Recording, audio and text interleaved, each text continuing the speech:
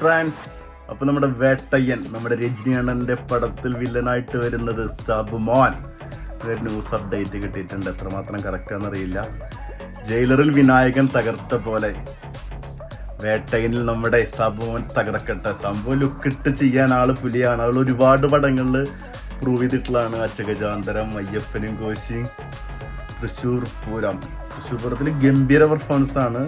അത്യാവശ്യം നല്ല റോള് വില്ലനായിട്ട് ആൾ ചെയ്യുന്നുണ്ട്. അത് ഒരുപാട് പടങ്ങളിൽ നെഗറ്റീവ് റോൾസ് ചെയ്ത് കഴിവുള്ള ഒരാളാണ്. അപ്പോൾ വളരെ പ്രതീക്ഷയുണ്ട്. രജനീകാന്തിൻ്റെ ഒപ്പം നിൽക്കുമ്പോൾ ഒരു ഭാഗ്യമാണ് ആൾക്ക്. ഈ മലയാളി ഇൻഡസ്ട്രിയിൽ നിന്ന് ഒരാളവിടെ പോയി പെർഫോം ചെയ്യുന്ന ആൾ ഭാഗ്യമാണ്. കരിയറിൽ ഒരുപാട് സ്ട്രഗിൾ ചെയ്തിട്ടുള്ള ആളാണ് കേട്ടോ. അങ്ങനെയാണ് ഇതുവരെ എത്തിപ്പെട്ടത്. അപ്പോൾ ഒരുപാട് പടങ്ങളുടെ ഭാഗമായിട്ട് പ്രൂവ് ചെയ്തിട്ടുള്ളൊരു വ്യക്തിയാണ്. ഈ പടത്തിൽ ആൾ വില്ലനായിട്ട് വരുമ്പോൾ നമുക്ക് ഭയങ്കര സന്തോഷം. വിനായകനെ പോലെ തന്നെ ജയിലറിൽ വിനായകനായിരുന്നെങ്കിൽ ഇതിൽ സാബുമോൻ. അപ്പോൾ all the best Sabumon. Waiting.